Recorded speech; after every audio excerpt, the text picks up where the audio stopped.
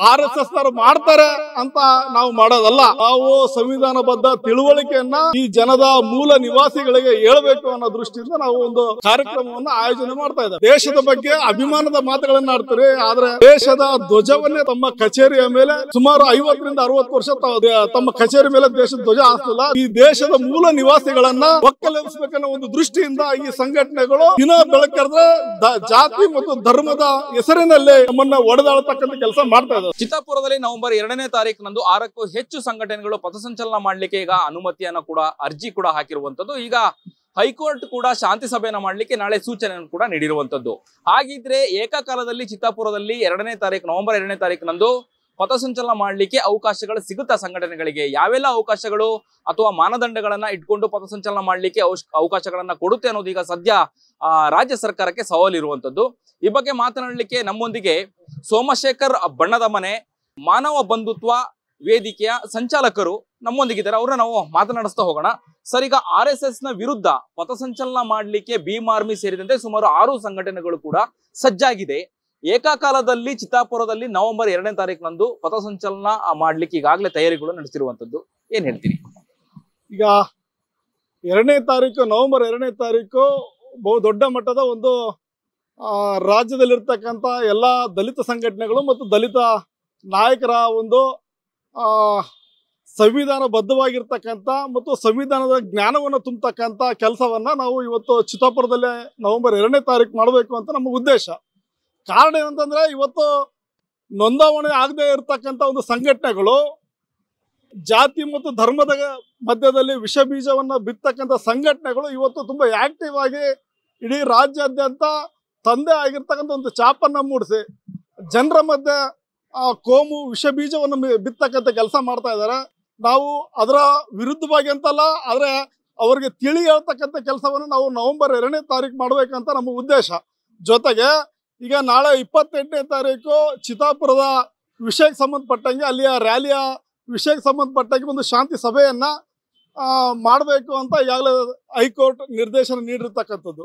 ನಾವು ಇವತ್ತು ಏನ್ ಹೇಳ್ತಿರೋದು ಅಂತಂದ್ರೆ, ಇಡೀ ದಲಿತ ಸಂಘಟನೆಗಳು ಕಾನೂನುಬದ್ಧವಾಗಿ ಜನರಿಗೆ ಮತ್ತು ಸಂವಿಧಾನಬದ್ಧ ತಿಳುವಳಿಕೆಯನ್ನು ನೀಡ್ತಕ್ಕಂಥ ಕೆಲಸ ನಾವು ಮಾಡಬೇಕು ಅಂತೇಳಿ ಇಡೀ ಕರ್ನಾಟಕದ ಹಲವು ದಲಿತ ಪರ ಸಂಘಟನೆಗಳು ಮತ್ತು ಹಲವಾರು ಏನೋ ಸಾಂಸ್ಕೃತಿಕ ಸಂಘಟನೆಗಳ ಜೊತೆಗೂಡಿ ಈಗಾಗಲೇ ಚರ್ಚೆನ ಮಾಡಿದ್ದೇವೆ.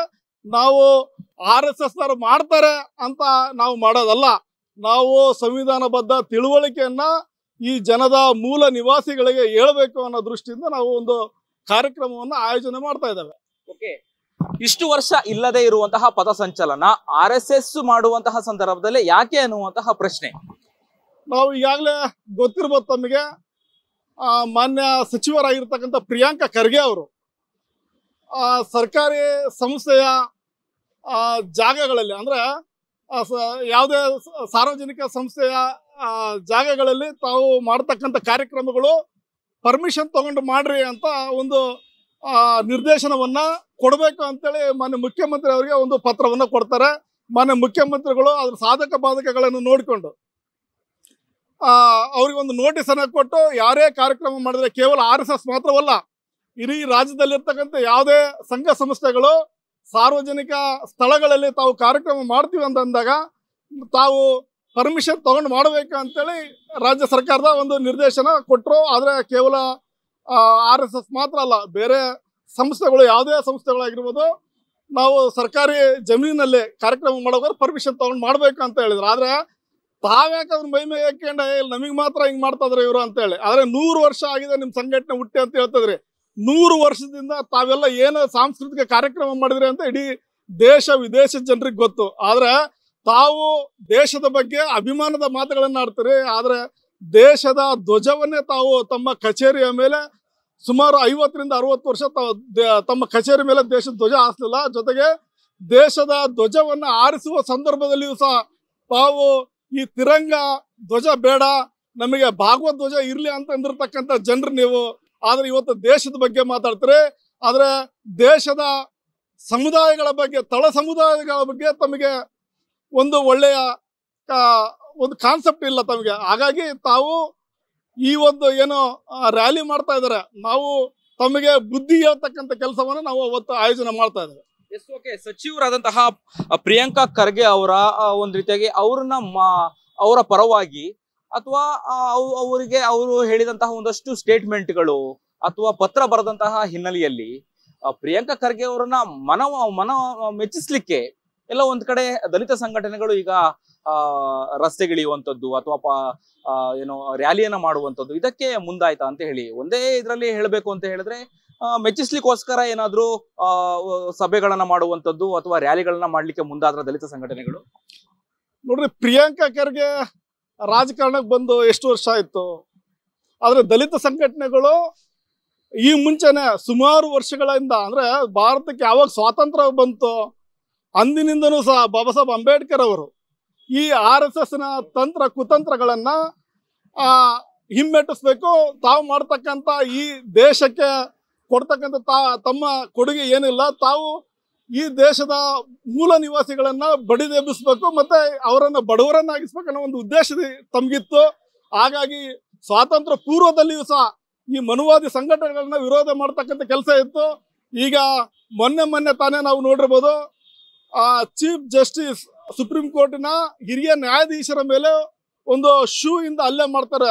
ಅವ್ರು ಯಾರು ಮಾಡಿದ್ರು ಅಂದ್ರೆ ಇದೇ ಕೃಪಾ ಕಟಾಕ್ಷವಿರ್ತಕ್ಕಂಥ ಮನುವಾದಿಗಳ ಸಂಘಟನೆಯ ಮುಖಂಡರಾಗಿರ್ತಕ್ಕಂಥ ಒಬ್ಬನು ವಕೀಲರು ಅವ್ರ ಮೇಲೆ ಹಲ್ಲೆಗೆ ಮುಂದಾಗ್ತಾರೆ.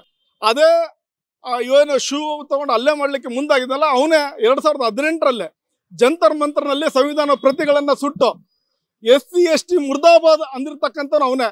ಆದ್ರೆ ಅವತ್ತು ಸಹ ಇದೇ ಮೋದಿ ಸರ್ಕಾರವೇ ಇತ್ತು, ಅವನ ಮೇಲೆ ಯಾವುದೇ ತರದ ಆಕ್ಷನ್ ತಗೊಳ್ಳಿಲ್ಲ. ಅವನು ಮುಂದುವರೆದು ಈಗ ಶೂ ಅನ್ನು ಒಗಿತಕ್ಕ ಕೆಲಸ ಮಾಡ್ತಾ ಇದ್ದಾನೆ. ಆದ್ರೆ ಪ್ರಿಯಾಂಕಾ ಖರ್ಗೆ ಅವರನ್ನ ಮೆಚ್ಚಿಸ್ಲಿಕ್ಕಾಗಿ ಈ ದಲಿತ ಸಂಘಟನೆಗಳು ಈ ತರದ ಕಾರ್ಯಕ್ರಮ ಮಾಡ್ತಾ ಇಲ್ಲ, ದಯವಿಟ್ಟು ಗೊತ್ತಿರಲಿ. ಆದ್ರೆ ಪ್ರಿಯಾಂಕಾ ಖರ್ಗೆ ಅವರೊಂದಿಗೆ, ಅವರ ಮಾತುಗಳೊಂದಿಗೆ ಇಡೀ ದಲಿತ ಸಂಘಟನೆಗಳು ಇವತ್ತು ಜೊತೆಯಾಗಿ ನಿಂತು ಈ RSS ನ ಕುತಂತ್ರವನ್ನ ಹಿಮ್ಮೆಟ್ಟಿಸ್ತಕ್ಕಂಥ ಕೆಲಸ ನಾವು ಮತ್ತು ಈ ಸಮುದಾಯಗಳು, ತಳ ಸಮುದಾಯಗಳು, ಮೂಲ ನಿವಾಸಿಗಳು, ಅಲ್ಪಸಂಖ್ಯಾತರು, ಹಿಂದುಳಿದ ವರ್ಗ, SC ST ಎಲ್ಲಾ ಸಮುದಾಯಗಳು ಇವತ್ತು ಒಗ್ಗಟ್ಟಾಗಿ RSS ನ ಈ ಕುತಂತ್ರವನ್ನ ಬುಡಮೇಲೆ ಮಾಡಬೇಕು.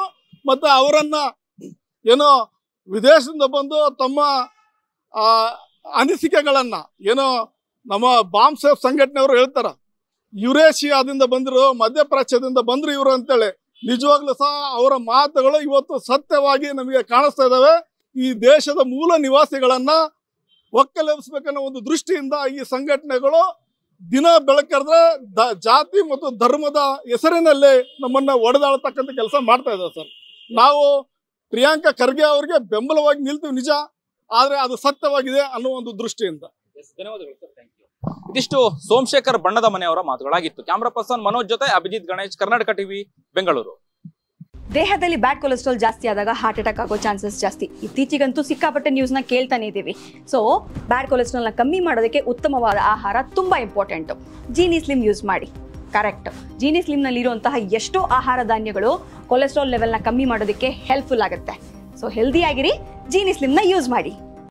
ನಿಮಗೆ ಮಾಧ್ಯಮದಲ್ಲಿ ಕೆಲಸ ಮಾಡುವ ಆಸಕ್ತಿ ಇದೆಯಾ? ಹಾಗಾದ್ರೆ ಕರ್ನಾಟಕ ಟಿವಿ ಡಿಜಿಟಲ್ ಮೀಡಿಯಾದಲ್ಲಿದೆ ನಿಮಗೆ ಒಳ್ಳೆಯ ಅವಕಾಶ. ಆಯ್ಕೆಯಾದವರಿಗೆ ಉಚಿತ ತರಬೇತಿ ಕೊಡ್ತೀವಿ. ತರಬೇತಿ ನಂತರ ಕೆಲಸ ಮಾಡುವ ಅವಕಾಶನೂ ಕೊಡ್ತೀವಿ. ಈ ಕೂಡಲೇ ನಿಮ್ಮ ಮಾಹಿತಿಯನ್ನ ಮೇಲ್ ಮಾಡಿ.